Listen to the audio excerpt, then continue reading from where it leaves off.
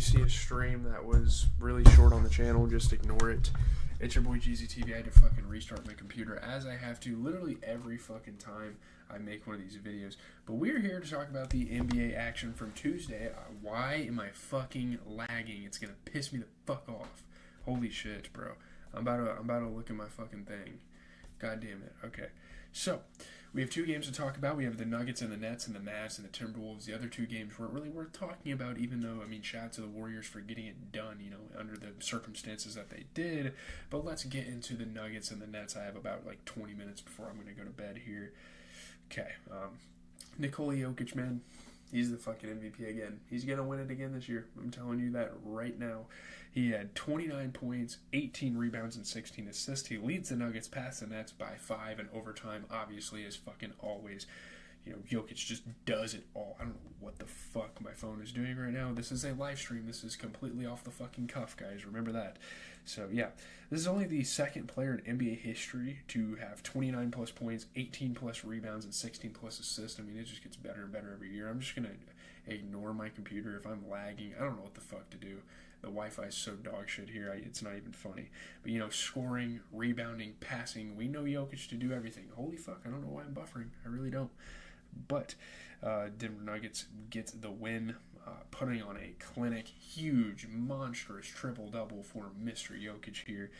Dorian Finney-Smith had a nice little block. Cam Johnson was hitting some threes. Dennis Schroeder was passing the rock around. Nick Claxton was playing defense. This was a really good performance by the Nets. And obviously, the Nuggets shouldn't really struggle this badly against the fucking Nets. But there you have it. Looking at kind of the box score and some of the big performances from this game, you get a 24-point game for Aaron Gordon, who shot 33% from three. You get 29 points, 16 assists, and 18 rebounds once again, like I said before, from Nikola Jokic. Joel can't put those numbers up, never will. Don't even talk to me about it. Jamal Murray had 24, and fucking Russell Westbrook put up 22 off the bench. I guess that's something from this game that no one's going to talk about. He made both of the threes he shot. Can these pop-ups please fucking leave me alone? That's probably why I'm lagging around, but it's whatever. Looking at the Brooklyn Nets, you get a 20-point performance for Cam Johnson off of 60% three-point shooting, 50% overall shooting. Really solid game there. You get 28 points and 14 assists from Dennis Schroeder. Obviously, Dennis Schroeder, over the years, has had a couple of good games with teams like the Raptors. You get a 26-point performance for Cam Thomas. You get 16 points and 12 rebounds for Nick Claxton off the bench. Who fucking knows why he doesn't start over Noah Clowney? What the fuck is this team trying to do right now? The Nets confuse me every fucking year with, their roster moves and their offseason and their trade deadline stuff. It's like, come the fuck on. What are you guys doing? I don't know. There's so many people that could play over Clowney, too. Literally damn near everyone on the fucking bench. Keon Johnson could fucking play. Those are guards. But, think about it. Jalen Wilson could play over him. Obviously, Zaire Williams could fucking play over him. What the fuck are we doing? Anyway, moving on into the Mavericks Timberwolves, the final game I want to talk about for the evening. Mavericks Timberwolves. Mavericks fend off the Timberwolves by 6 in the Western Finals rematch behind Kyrie Irving's 35 points. Really big game here for Kyrie Irving. Dope stuff to see him kind of steal the spotlight from the Mavs for a little while. While Luka isn't really having the greatest start to his season. Insane third quarter for Kyrie Irving, by the way. Just an overall great performance. Obviously, Luka Doncic wasn't looking good for a while, but he ended up actually scoring at a pretty high level, and passing the ball and rebounding the ball at a pretty high level, and they hold him off. Obviously, Luka hit the big shots. He hit the shots that count, and that's really all that matters to help the Mavericks win this game. Man, impressive buckets for Anthony Edwards, though. He came straight out the gate, just hitting up with some insane moves. Naz Reid had some nice defensive plays. Anthony Edwards and Julius Randle were kind of getting shaken up in the game at around the same time, so that was obviously raising some concern for the Timberwolves fans. But, yeah, obviously Julius Randle and guys like him and guys like Mike Conley being built around Anthony Edwards and kind of being momentum pieces really helped them not win the game, but, stay in it at least. But, Kyrie Irving, 35 points. He shot 75% from three. Obviously not good shooting splits, but, Luka Doncic, 24 points. And, again, like I said before, he showed up when it counted. He scored the big shots.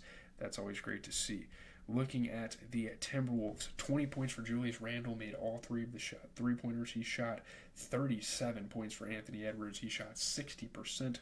Obviously, Rudy Gobert being a nuisance on offense is kind of a fucking problem. And I can definitely see why, Timberwolves fans and, fans are, any team that Rudy Gobert is on kind of has a problem with him sometimes because he just doesn't produce offensively at a high level. But then again, that is kind of what guys like Naz Reid are for, and even a guy like Alexander Walker, filling in off the bench at the guard position. So there you have it. That's the games. Obviously, tomorrow there will be a lot more games, a lot more to focus on. World Series. I know you guys don't really watch the World Series, but that's going to Game 5, so that's fun. A lot of sports going on at once. I think the Lakers-Cavs game will actually be good. There's obviously rumblings about Bronny playing in that. I don't fucking know. Looking around here at just some of the games, Magic Bulls could actually be a pretty good game if we're being honest. Pelicans Warriors play again, so that should be a treat. Obviously, the Warriors had a really impressive performance without Steph and without all the guys, so it should be interesting to see that there. But I gotta get going here. I'm probably gonna edit for 15 minutes and then go to fucking bed. Got school shit to do tomorrow too, so yeah, I'm gonna try. I don't know how many videos you guys are gonna get this week for those that pay attention to the videos, but I can assure you that every single night we're gonna be getting a live stream if there are good NBA games. And tonight we had those too. We had the Nuggets and Nets game, and we had the Mavericks and Timberwolves game. So there you have it. Hopefully you guys have a good rest of your night. Whenever most of you guys probably would tune into a stream. These videos don't get a lot of views, and I don't plan on them getting a lot of views. I don't really care to an extent. This is just kind of a forum. This is just kind of a place for us to talk basketball, because I don't know if I'm going to be able to get these highly edited weekly basketball videos that I used to have. So